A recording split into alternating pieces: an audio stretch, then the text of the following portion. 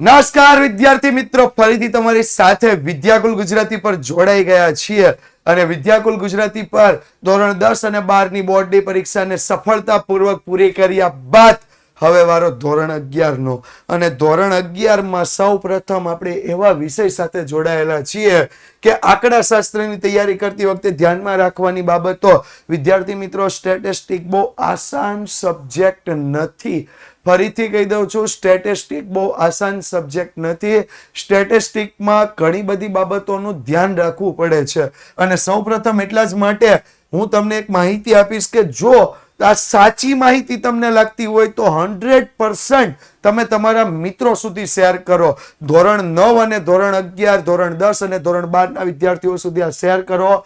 તમારો અનુભવ જે છે, તમે આ ચેનલ પર ક્યારથી જોડાઈને એના દ્વારા તમને કેટલું જાણવા મળ્યું એ પણ ખાસ શેર કરતા રહેજો. બીજી વાત છે, યુથ સ્વયં પબ્લિકેશનના જે રેફરન્સ બુક આવે છે, ટૂંક સમયમાં 9 થી 12 ની રેફરન્સ બુક બહાર પડવાની છે અને એનું પ્રી બુકિંગ સ્ટાર્ટ થઈ ગયું છે. તો એના પર ચોક્કસથી ધ્યાન આપજો વિદ્યાર્થી મિત્રો, કારણ કે તમે જેમ અહીંયા અત્યારે જોઈ રહ્યા છો 8 લાખ પ્લસ વિદ્યાર્થીઓ સુધી અમે પહોંચ્યા છીએ, પણ અમારો લક્ષ્ય 1 મિલિયન એટલે કે 10 લાખ વિદ્યાર્થીઓ સુધી પહોંચાડવાનો છે અને એના માટે કોણ તૈયારી કરી શકે? અમે તો અમારી રીતે તૈયારી કરશું, પણ અમને પ્રેરક બળ તમે પૂરું પાડી શકો છો. તો વિદ્યાર્થી મિત્રો, આના પર ખાસ ધ્યાન આપજો.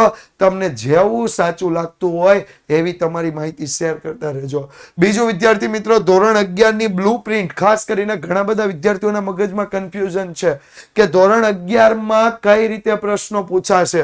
તો જો જનરલ ઓપ્શન સાથે આપણને અત્યારે જે રીતની બ્લુપ્રિન્ટ આપવામાં આવી છે એના વિશે હું વાત કરું તો હેતુલક્ષી એટલે MCQ બેઝ પ્રશ્ન તમને પૂછાવાના છે. 16 પ્રશ્નો. સમજાઈ ગયો? કોમેન્ટ કરતા રહેજો પાછા. હા, એટલે મને ખબર પડે કે હું જે કહું છું એ ખબર પડે છે કે નહીં એમ. યસ. તો એ MCQ બેઝ પ્રશ્ન 16 પ્રશ્નો છે. SQ વાળા પ્રશ્નો તમને પૂછાવાના છે 8 પ્રશ્નો. એટલે જેને આપણે 1-2 વાક્યમાં સવાલના જવાબ કહીએ છીએ એવા 8 પ્રશ્નો તમને પૂછાવાના છે. બીજી વાત કરીએ તો 2 ગુણના જે પ્રશ્નો છે એ 2 ગુણના પ્રશ્નો તમને 6 પૂછાવાના છે. ટોટલ આપવામાં આવશે 8 ગુણ, એના રહેશે 12. જ્યારે 3 ગુણના પ્રશ્નોની જો વાત કરીએ તો 3 ગુણના પ્રશ્નો તમારે લખવાના છે 7, આપવામાં આવશે 9, ટોટલ ગુણ રહેશે 21.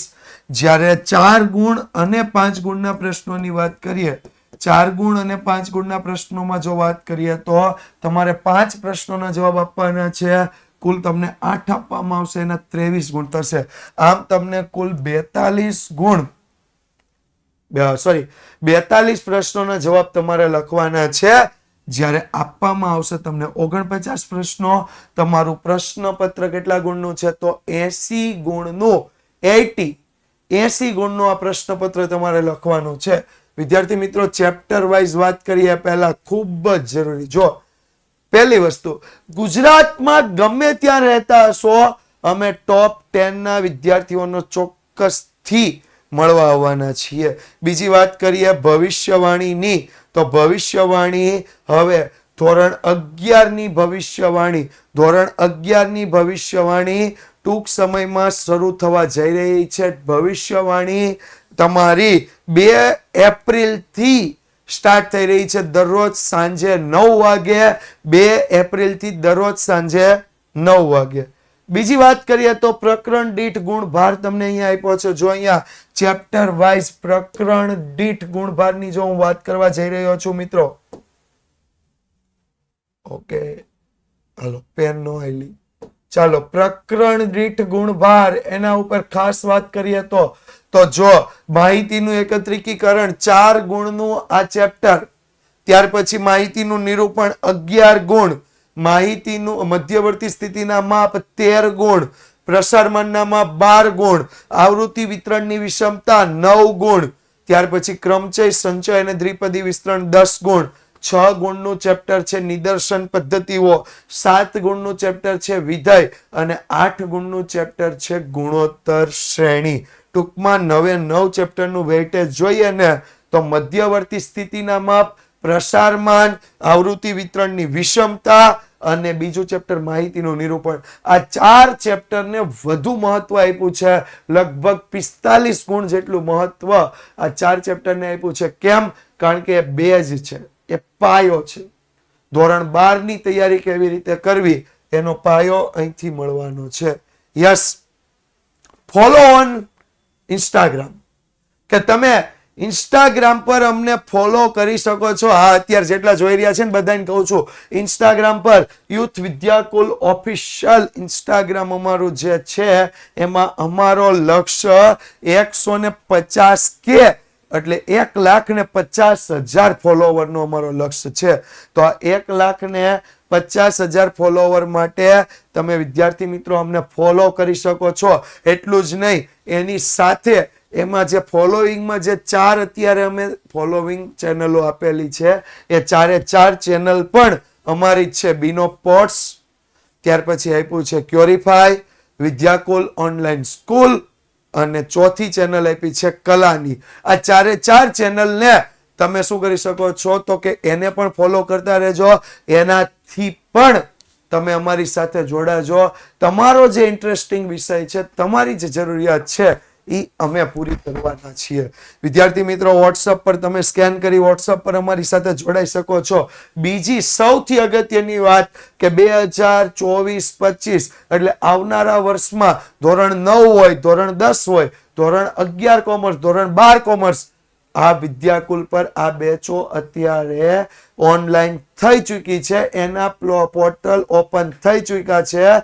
તમે આ બેચમાં અત્યારથી જ એડમિશન લઈ અને જોડાઈ શકો છો. મટીરિયલનું પ્રી બુકિંગ સ્ટાર્ટ થઈ ગયું છે. ધોરણ 9 થી 12 યુથ અને સ્વયં પબ્લિકેશનના મટીરિયલ છે, એનું પ્રી બુકિંગ સ્ટાર્ટ થઈ ગયું છે. તો એનું પ્રી બુકિંગ તમારે કરાવવાનું હોય તો ગૂગલ ફોર્મ આ વિડીયોના ડિસ્ક્રિપ્શનમાં છે. તમે અત્યારે જે વિડીયો જોઈ રહ્યા છો ને એના ડિસ્ક્રિપ્શનમાં છે. ફટાફટ ફોર્મ ભરી દો. અને આટલા જ વિદ્યાર્થીઓ હોય યાર, થોડુંક શેર કરો, લાઈક બટન પર ક્લિક કરતા રહ્યો. જેણે ચેનલ સબસ્ક્રાઇબ નથી કરી કરતા રહ્યો, કારણ કે આવનારા દિવસો ધોરણ 9 અને 11 ના છે. તો ચેનલને સબસ્ક્રાઇબ કરી હશે તો તમને માહિતી મળશે કે કયો સેશન લાઈવ થવા જઈ રહ્યો છે, કયા વિષયની આઈએમપી તમને આપવામાં આવી રહી છે. એટલે ખાસ કરીને સેશનને જેણે લાઈક નથી કર્યો એ લાઈક કરી દેજો. બીજું જેણે ચેનલને સબસ્ક્રાઇબ નથી કરી સબસ્ક્રાઇબ કરી દેજો. યસ. ત્યાર પછી જો પેપરના માળખાની વાત કરું, ફરીથી એક વખત કહી દઉં છું, 1 થી 16 તમારા થિયરી પ્રશ્નો એમસીક્યુ, 1 થી 16, 17 થી 24 એસક્યુ, 25 થી 32 નંબરના પ્રશ્ન છે. 8 માંથી કોઈ પણ 6 12 ગુણનો એ પ્રશ્ન. 33 થી 41 નંબરના પ્રશ્ન છે. 9 માંથી કોઈ પણ 7 3 ગુણના એ પ્રશ્ન, ટોટલ 21 ગુણ. અને 42 થી 44 પ્રશ્ન છે. 3 માંથી કોઈ પણ 2 4 ગુણના પ્રશ્ન, ટોટલ 8 ગુણ. અને ત્યારબાદ 45 થી 49 છે, જેમાં કોઈ પણ 3 5 માંથી 5 ગુણના પ્રશ્નો, ટોટલ 15 ગુણ. આ મળી અને કુલ તમારું પ્રશ્નપત્ર 80 ગુણનું થવા માટે જઈ રહ્યું છે. હવે ઘણા બધા વિદ્યાર્થીઓ અત્યારે હશે ને એને પ્રશ્ન થતો હશે, સર આખું 11મું મેં કાંઈ નથી કર્યું. કેટલા છે? હાથ ઊંચો કરો. મેં આખું 11મું કાંઈ નથી કર્યું. સ્ટેટ મને નહોતો આવડતો એટલે મેં નથી કર્યું. ગણિતમાં મને ખબર નહોતી પડતી ને એટલે મેં સમજી લીધું સ્ટેટ મને આવડે જ નહીં. હવે હોય ને, હા, મારી જેવાય ઘણા હોય જેને આખું વર્ષ સ્ટેટના ચોપડે જ નહોતું. 11મું જોવાઈ લેવું, 12માં જોઈ લેવું ભાઈ, પછી 12મું તમને જોઈ લે. હા, 12મું તમને જોઈ લે હો, ધ્યાન રાખજો. એટલા માટે કહું છું, જો ખાસ કરીને એટલા માટે જ કહું છું, 2 એપ્લિકેશન અમારી છે. એક તો ટીચર્સ માટે youth education paper generation application. આમાંથી શું થાય તો આખા વર્ષ દરમિયાન યુથ પેપર જનરેશન માંથી પેપર બનાવીને શિક્ષકો પ્રેક્ટિસ કરાવી શકે છે. આન્સર સાથે એરરલેસ પેપર બને. કોઈ પણ પ્રશ્ન તમે સિલેક્ટ કરો, એનું પેપર બનાવો તો એનો આન્સર પણ તમને મળી જશે. સમયની બચત થવાથી વધુ પ્રેક્ટિસ કરાવી શકીએ.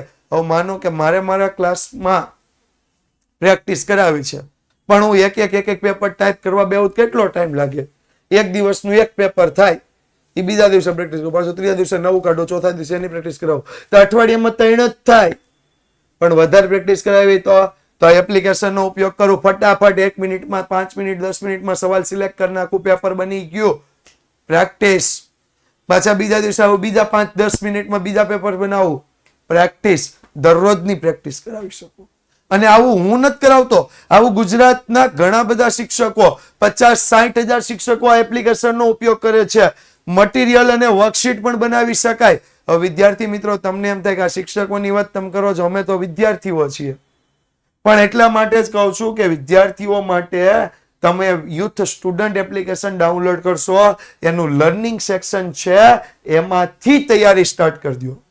એમાં જેટલા ધોરણના છે એમાં આઈએમપી જે પેપર સેટ છે એનું પૂરેપૂરું સોલ્યુશન મળશે. અને હેતુલક્ષી, ખાસ કરીને તમારા માર્ક્સ કપાય છે MCQ SQ માં, તો આ હેતુલક્ષીની પ્રેક્ટિસ પણ ત્યાંથી શક્ય છે.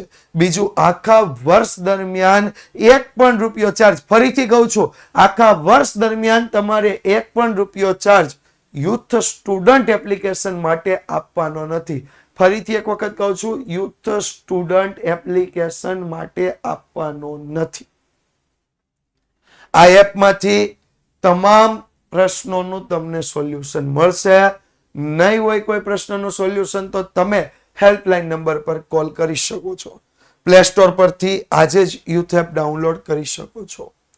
અગત્યના પ્રકરણની હું વાત કરું તો મેં તમને અગાઉ પણ કીધું હતું, અગત્યના 4 પ્રકરણ છે, 2, 3, 4, 5. કારણ કે બેઝ એના પર રહેલો છે જે તમારા વિષયો તૈયાર થવાનો છે. આંકડાશાસ્ત્રના જે માર્ક્સ મળવાના છે એમાં માહિતીનું નિરૂપણ, મધ્યવર્તી સ્થિતિના માપ, પ્રસારમાન અને આવૃત્તિ વિતરણની વિષમતા, આ 4 ચેપ્ટર એવા છે કે જે તમને 4 ચેપ્ટર 45 માર્ક્સ અપાવી શકે છે. વિદ્યાર્થી મિત્રો, 45 માર્ક્સ નો સવાલ છે. એટલે એક લાઈક તો બને, એટલું ગળા ફાડીને કહે છે, એક લાઈક તો આપો. હા, અને હજી જેણે ચેનલ સબસ્ક્રાઇબ નથી કરી, સબસ્ક્રાઇબ કરી દો.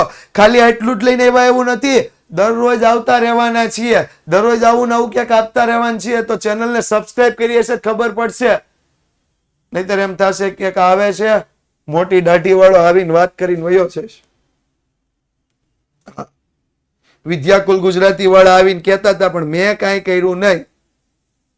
જો કરી નાખ્યું હોત તો 11મા નું બેસ્ટ રિઝલ્ટ બન્યું હોત તો હું ખબર કે 12મા બહુ સારી જગ્યાએ બેહવાનું મળી જાય.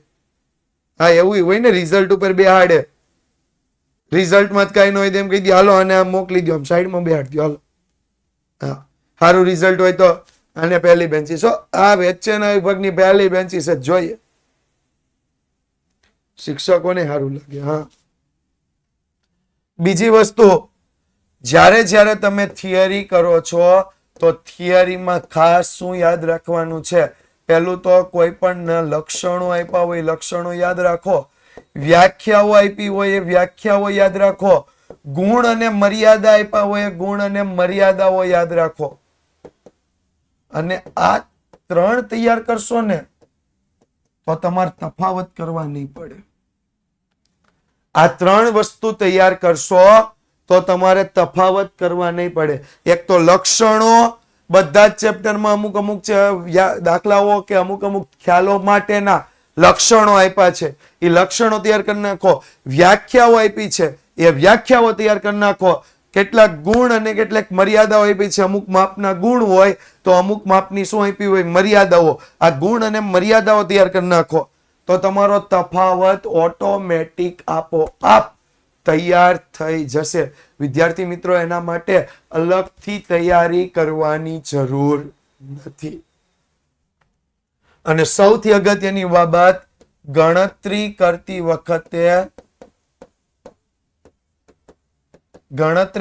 વખતે આંકડાઓમાં ધ્યાન આપો. આંકડાઓ વ્યવસ્થિત લખો. ગમે તેમ આંકડાઓમાં નહીં લખી નાખો, આંકડાઓ વ્યવસ્થિત લખો. મોટા દાખલામાં કોષ્ટક વ્યવસ્થિત બનાવો. 4 ગુણ અને 5 ગુણના દાખલા મોટા દાખલામાં કોષ્ટક વ્યવસ્થિત લખો. એ કોષ્ટક નહીં, 2-3 માર્ક્સ મળવા પાત્ર છે. એટલે મોટા દાખલા જ્યાં પણ કરતા હોય ત્યાં કોષ્ટક વ્યવસ્થિત બનાવો.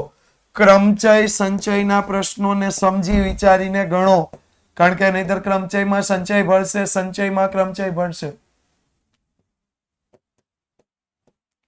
ક્રમચય અને સંચયના પ્રશ્નો સમજી વિચારીને ગણવાના છે, નહીતર ક્રમચયમાં સંચય જશે ને સંચયમાં ક્રમચય જશે. વિધેયના દાખલાઓમાં ચલની કિંમત મૂકતી વખતે ખાસ ધ્યાન રાખવાનું. ચલની કિંમત એટલે x ની કિંમત મૂકો તમે, t ની કિંમત મૂકો, આવી કોઈ પણ તમે જ્યારે ચલની કિંમત મૂકો તો એમાં ખાસ ધ્યાન રાખીને જ કિંમત મૂકવાની છે. અને બીજું, ગુણોત્તર શ્રેણીમાં ઘાતવાળા